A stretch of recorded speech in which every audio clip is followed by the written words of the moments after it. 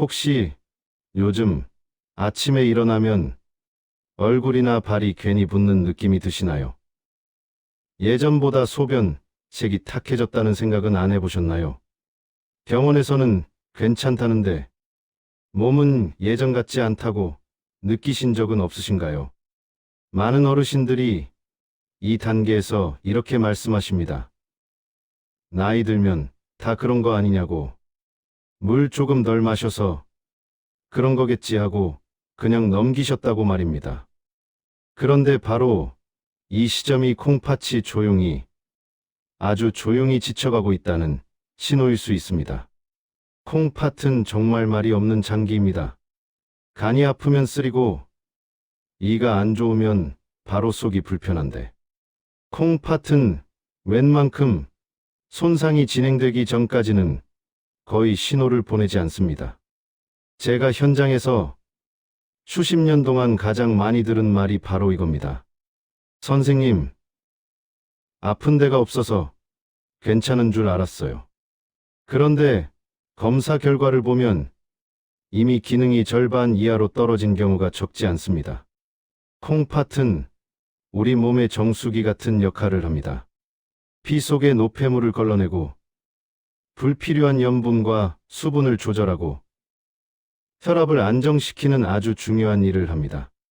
그런데 이 정수기가 하루하루 조금씩 망가지고 있다면 그 원인은 대부분 우리가 매일 아무 생각 없이 먹는 음식과 생활 습관에 있습니다. 제가 상담하면서 가장 마음 아팠던 사례 중 하나가 있습니다. 70을 넘긴 어르신이셨는데 평생 짜게 먹지 않았다고 자신 있게 말씀하셨습니다. 김치도 조금, 국물도 잘 안 드신다고요. 그런데 자세히 이야기를 나눠보니 매일 아침 햄과 달걀, 점심에는 국물 진한 탕, 저녁에는 간편하다고 라면, 국물 반 이상을 드시고 계셨습니다. 본인은 짜게 먹는다고 생각하지 않았지만 콩팥 입장에서는 매일매일 과로 상태였던 겁니다. 콩팥을 썩게 만드는 첫 번째 음식은 바로 짠 음식입니다. 이건 너무 많이 들어서 식상하다고 느끼실 수도 있습니다. 그런데 여기서 말하는 짠 음식은 소금만 잔뜩 들어간 음식만을 말하지 않습니다. 국물 요리, 젓갈, 장아찌뿐 아니라 가공식품 속에 숨어 있는 염분이 문제입니다. 햄, 소시지, 통조림, 즉석식품에는 생각보다 훨씬 많은 염분이 들어 있습니다. 이 염분이 몸에 들어오면 콩팥은 더 많은 일을 해야 합니다. 마치 낡은 펌프가 계속해서 더 많은 물을 퍼올려야 하는 상황과 같습니다. 두 번째로 콩팥을 망가뜨리는 음식은 단 음료와 과도한 당분입니다. 단맛은 입에는 즐겁지만 혈당을 급격히 올리고 혈관을 상하게 만듭니다. 콩팥은 혈관 덩어리라고 해도 과언이 아닙니다. 혈관이 상하면 콩팥도 함께 상합니다.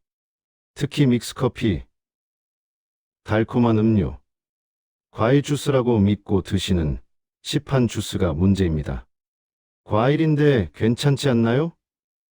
라고 많이 물으시는데 씹어먹는 과일과 액체로 마시는 당분은 몸에 미치는 영향이 전혀 다릅니다.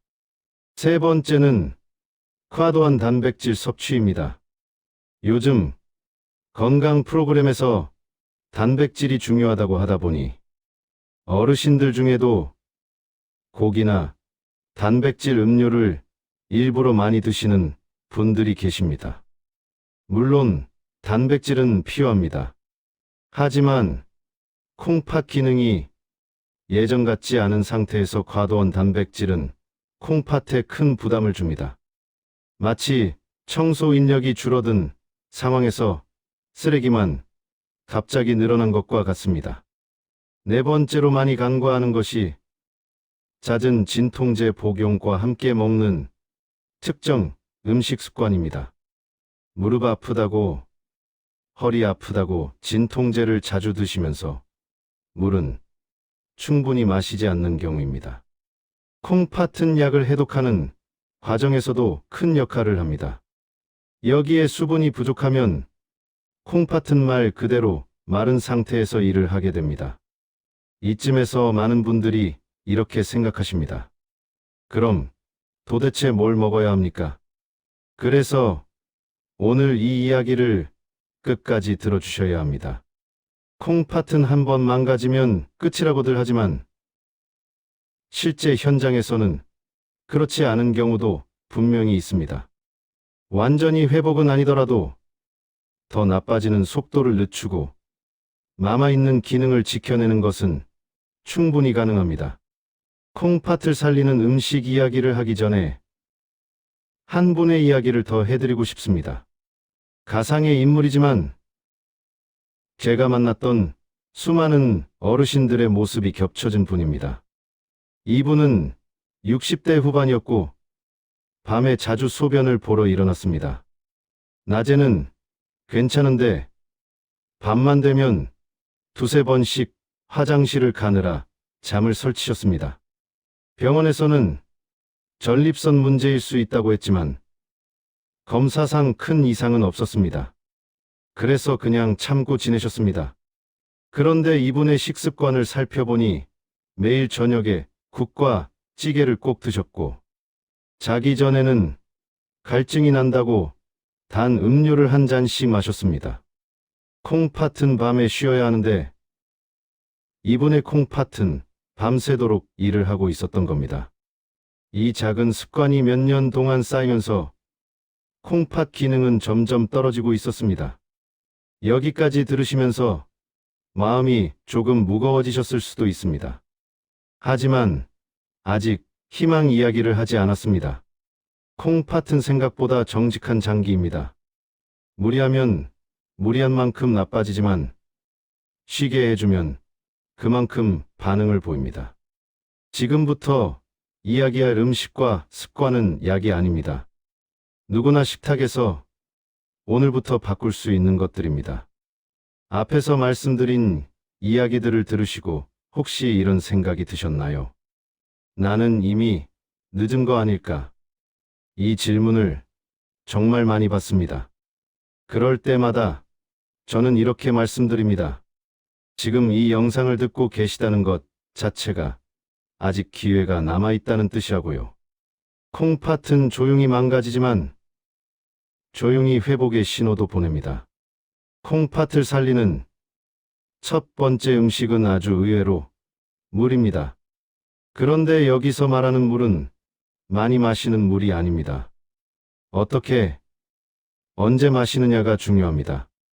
한꺼번에 몰아서 마시는 물은 콩팥을 도와주지 않습니다. 오히려 부담이 됩니다. 아침에 일어나서 한 컵, 오전 중에 한 컵, 오후에 한 컵, 저녁에는 조금 줄이는 방식이 콩팥에는 훨씬 편합니다. 마치 정수기에 물을 조금씩 흘려보내는 것과 같습니다. 두 번째는 제철 채소 중 짜지 않은 녹색 채소입니다. 시금치, 애호박, 브로콜리 같은 채소는 콩팥에 부담을 주지 않으면서도 혈관을 부드럽게 도와줍니다. 다만 여기서 중요한 점이 있습니다. 무조건 많이 드시면 안 됩니다. 데쳐서 간은 거의 하지 않고 드시는 것이 핵심입니다. 이 부분이 정말 중요합니다. 채소도 과하면 오히려 칼륨 문제가 생길 수 있기 때문입니다. 세 번째는 기름기 적은 생선입니다. 고등어나 꽁치 같은 생선은 혈관을 부드럽게 하고 염증 반응을 줄이는데 도움을 줍니다. 고기를 완전히 끊으라는 이야기가 아닙니다. 다만 매 끼니 고기보다는 일주일에 두세 번 생선으로 바꾸는 것만으로도 콩팥은 훨씬 편해집니다. 네 번째는 과하지 않은 통곡물입니다. 흰쌀밥만 드시던 분이 갑자기 현미밥을 많이 드시면 오히려 소화도 안 되고 부담이 됩니다. 흰쌀의 잡곡을 조금 섞는 정도. 이 정도가 콩팥과 장 모두에게 무리가 없습니다. 앞서 말씀드린 사례의 어르신은 이 네 가지만 천천히 바꾸셨습니다. 짠 국물 줄이고, 밤 음료 끊고, 물 마시는 시간 조절하고, 식단을 조금 바꿨을 뿐입니다. 석 달이 지나자 밤에 화장실 가는 횟수가 줄었고, 아침에 얼굴 붓기가 덜해졌습니다. 무엇보다 본인이 느끼는 피로감이 달라졌다고 하셨습니다. 여기서 꼭 드리고 싶은 말씀이 있습니다. 이미 콩팥 질환을 진단받으셨거나 약을 복용 중이신 분들은 반드시 주치의와 상의하면서 조절하셔야 합니다. 이 영상은 치료를 대신하는 것이 아니라 생활을 돕는 방향 제시입니다. 마지막으로 꼭 강조하고 싶습니다. 나이 탓으로 포기하지 마십시오. 콩팥은 하루아침에 망가지지 않았습니다. 그렇다면 하루아침에 살릴 필요도 없습니다. 오늘 저녁 국물 한 숟갈 덜 뜨는 것. 자기 전 단 음료 대신 따뜻한 물 한 모금. 이 작은 선택들이 모여 콩팥에 남은 힘을 지켜줍니다. 오늘 밤 이 영상을 끄시고 물 한 잔을 천천히 드셔보세요. 그리고 내일 아침 식탁에서 한 가지만 바꿔보세요. 여러분의 편안한 밤과 조금 더 건강한 노년을 진심으로 응원합니다.